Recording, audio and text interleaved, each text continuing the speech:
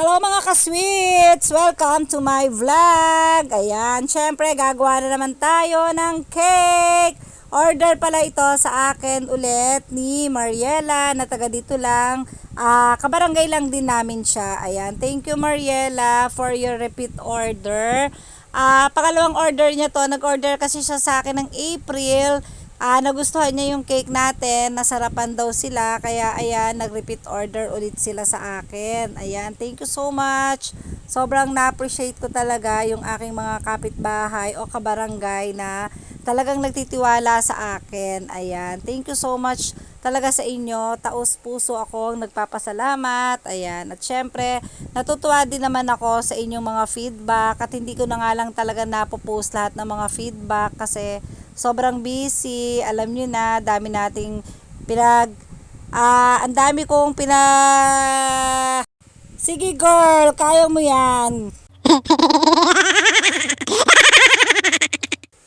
Ang hirap talaga mag voice over, nabubulol talaga ako.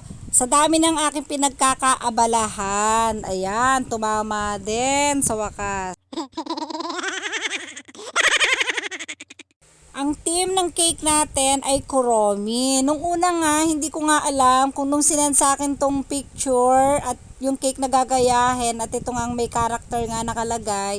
Hindi ko nga kilala kung sino ba tong nasa character niya. So, minessage ko si client. Sabi ko, ano nga bang pangalan nung character na ilalagay? Yun pala si Kuromi. Yung Kuromi pala is Sanrio. Ayan. O, diba? Kasi palibhasa, hindi ko pa alam yan nung araw. Napaghahalatang masyonda na. Ang size pala ng cake natin ay 8 by 10. Ayan. Tapos yung taas nito, by 3 na din yung taas niya. Medyo mataas nga yung cake. At napakabigat nga nung cake na to. Sobra. Pag Choco Moist talaga, sobrang bigat. Pinuhat ko nga at nilagay ko siya sa ref. Sobrang nahirapan nga ako kasi medyo mabigat siya. Bihira lang talaga ako magkaroon ng order na rectangle ang shape. Kadalasan ay bilog. Hindi ko nga din alam bakit nga ba puro bilog ang laging ino-order sa akin. Ayan. Pero kung maganda lang dito kasi sa rectangle, mas marami talaga yung makakakain kasi mas mahaba siya, mas malaki. So pag in-slice mo, mas madami siyang makakakain talaga. Unlike sa bilog, parang 10 or 8 slices lang talaga yung bilog. Kinakabahan pa nga ako, sabi ko baka mahirapan nga akong magpakinis dito sa cake kasi nga rectangle siya, mas sanay ako sa bilog. Pero thank God naman hindi talaga ako nahirapan, sobrang bilis ko lang naman siyang napakinis.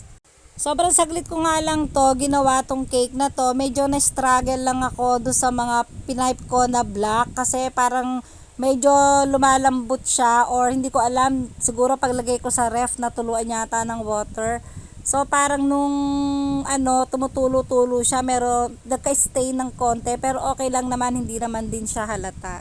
Ang ginamit ko palang icing dyan ay yung Peo Traco na Baker's Mate na talaga nga naman napakasarap ng Peo Traco, sobra. Yun lang talaga, pricey, napakamahal niya.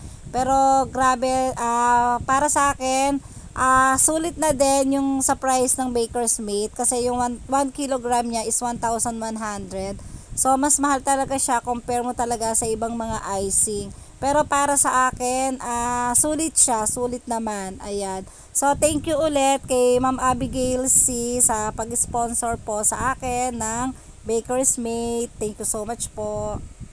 Ayan, patapos na nga yung cake natin dyan. Sa wakas, makakatulog na din ako. Wala pa akong tulog. Ayan, thank you for watching. Bye-bye!